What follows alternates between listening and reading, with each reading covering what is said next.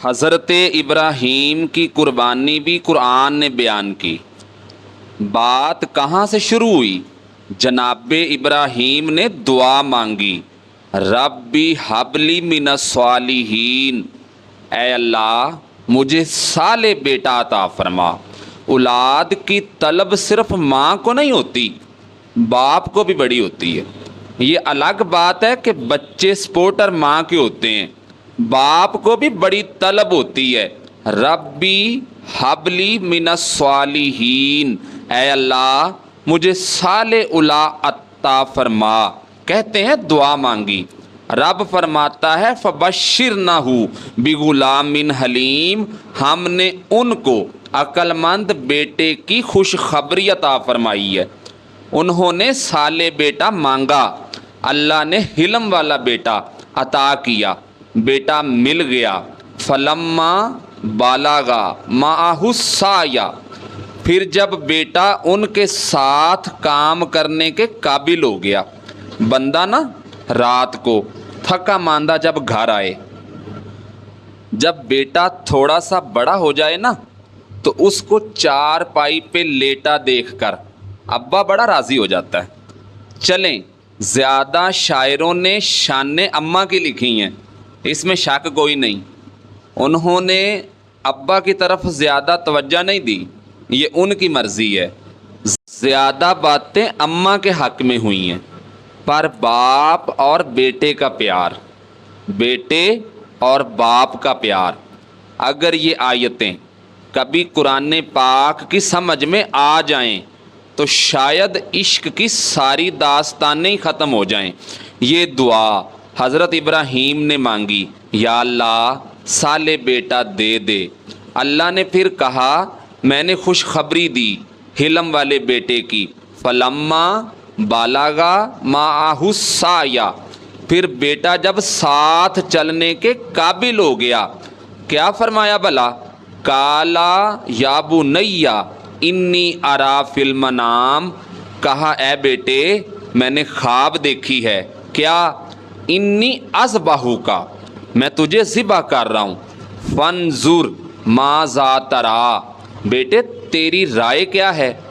رائے اس لیے نہیں پوچھی کہ اگر وہ نہ کریں گے تو ذبح نہیں کرنا، رائے کی آفر تو اس لیے دی ہے تاکہ پتہ چلے کہ جس پتر کی تربیت سیدہ ہاجرہ نے کی ہے اور جس کی رگوں میں حضرت ابراہیم خلیل کا خون ہے اور جس کی پیشانی میں نور محمدی چمکتا ہے، ان کے خیالات کیا ہیں پتہ چلے۔ اور یہ پوچھا اس لیے کہ اگر حضرت ابراہیم ذبح کرنے کو تیار تھے تو جناب اسماعیل بھی ذبح ہونے کو تیار تھے۔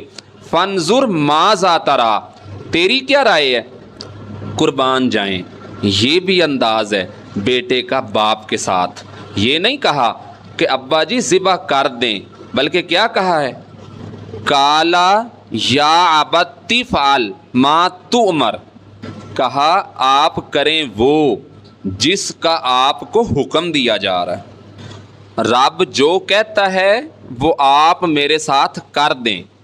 اگر اللہ کہتا ہے کہ آپ مجھے ذبح کر دیں تو حکم خداوندی سے مجھے ذبح کر دیا جائے، اور اگر میرا رب فرماتا ہے کہ ٹکڑے ٹکڑے کر دیں تو ایسا ہی کریں جو رب چاہتا ہے۔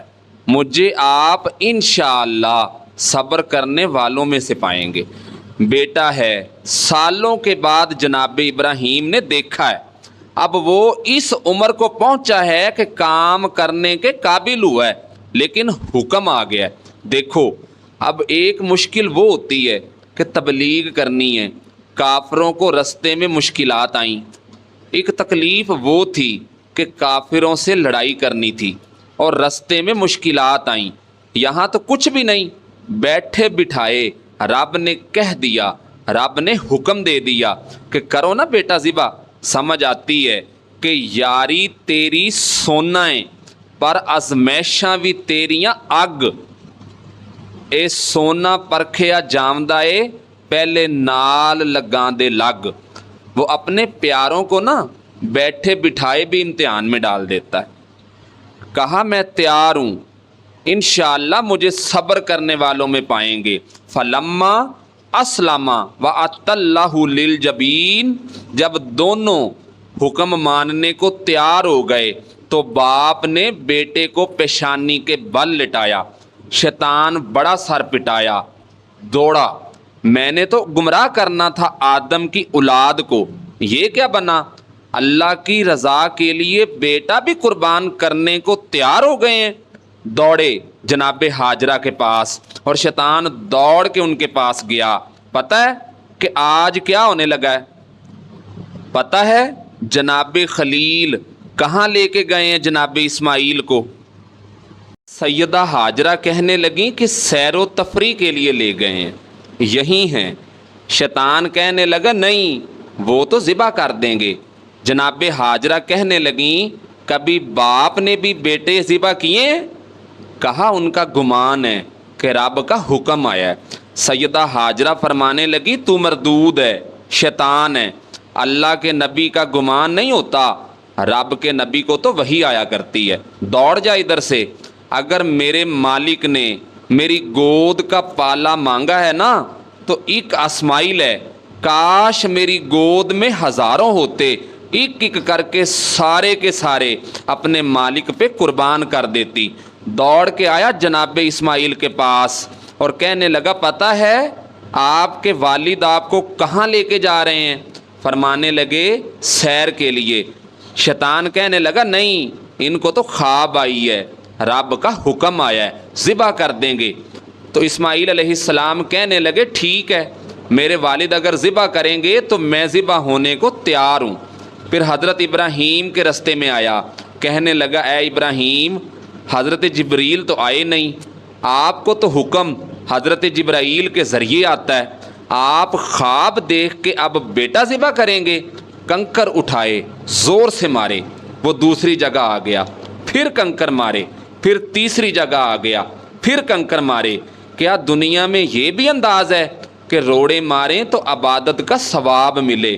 رب فرماتا ہے حاجیو روڑے مارو، یا اللہ روڑے مارنے پہ بھی تو ثواب دیتا ہے؟ رب نے فرمایا تمہیں پتہ نہیں نا کہ وہ ذائقہ کیسا تھا جب میرے خلیل نے میری خاطر روڑے مارے تھے۔ صحابہ نے پوچھا یا رسول اللہ یہ جو ہم کنکر مارتے ہیں جمرات کو تو اس کا بھی ثواب اللہ دیتا ہے؟ فرمایا یہ تو تمہیں قیامت کے دن جب میزان عمل میں جائیں گے نا تو پتہ چلے گا کہ اجر کتنا ہے۔ فلما اسلما وَأَتَّ اللَّهُ لِلْجَبِينَ، دونوں تیار ہو گئے، باپ نے بیٹے کو پیشانی کے بل لٹایا۔ مفسرین کہتے ہیں کہ خود کہا تھا جناب اسماعیل نے کہ ابا جی سیدھا لٹا کے ذبح نہ کرنا، ہو سکتا ہے کہ آپ چہرہ دیکھیں اور آپ سے چھری نہ چلائی جائے، آنکھوں پہ پٹی باندھ لیں، مجھے الٹا لٹا دیں اور الٹا لٹا کے میرے ہاتھ اور پیر باندھ دیں۔ اور والد نے پوچھا کہ ایسا کیوں؟ تو حضرت اسماعیل کہنے لگے کہ آپ والد ہی نہیں ہیں بلکہ پیغمبر بھی ہیں، پیغمبر جد الانبیاء، ابو الانبیاء، ابراہیم خلیل اللہ۔ ایسا نہ ہو کہ موت آتے وقت میں تڑپوں تو کچھ خون اڑے، اور میں اللہ کے نبی کی بے ادبی نہیں کرنا چاہتا، مجھے ذرا باندھ لیں۔ باپ نے بیٹے کو باندھا، چھری پکڑ لی، گردن پہ چلائی۔ فلما اسلما وَأَتَّ اللَّهُ لِلْجَبِينَ، آپ نے کبھی مزہ تو لینا ان آیتوں کا۔ باپ نے بیٹے کو گردن کے بل لٹا لیا۔ وَنَادَيْنَاهُ أَن يَا ابراہیم، رب فرماتے ہیں ہم نے آواز دی اے ابراہیم، قد صدقت رؤیا، خواب سچ کر دکھایا ہے۔ اِنَّكَ ذَلِكَ نَجْزِي الْمُحْسِنِينَ، ہم اسی طرح نیکوں کو بدلہ دیتے ہیں۔ اِنَّ هَذَا لَهُوَ الْبَلَاغُ الْمُبِينُ، بے شک یہ بڑی آزمائش تھی، بے شک یہ کھلی آزمائش تھی۔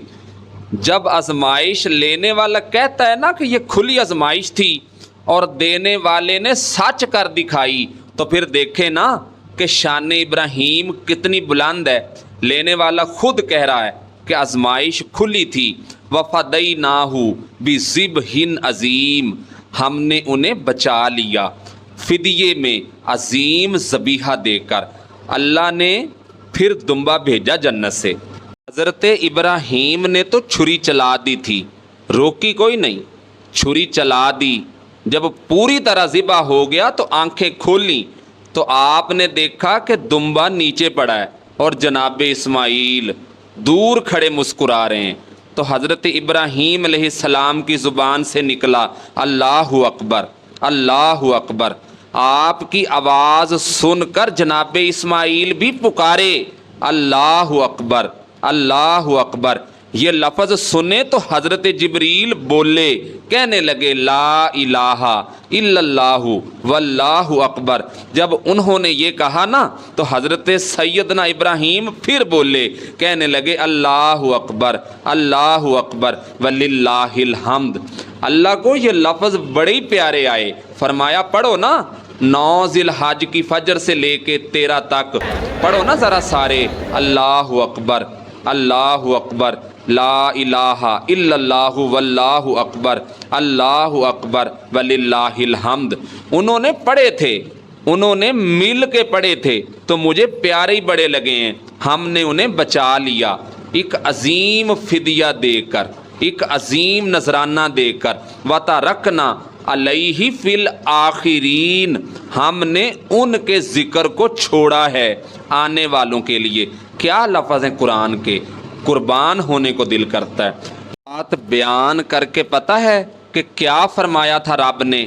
رب نے خود فرمایا کہ خدا خود میر مجلس بود۔ رب نے کیا فرمایا بھلا؟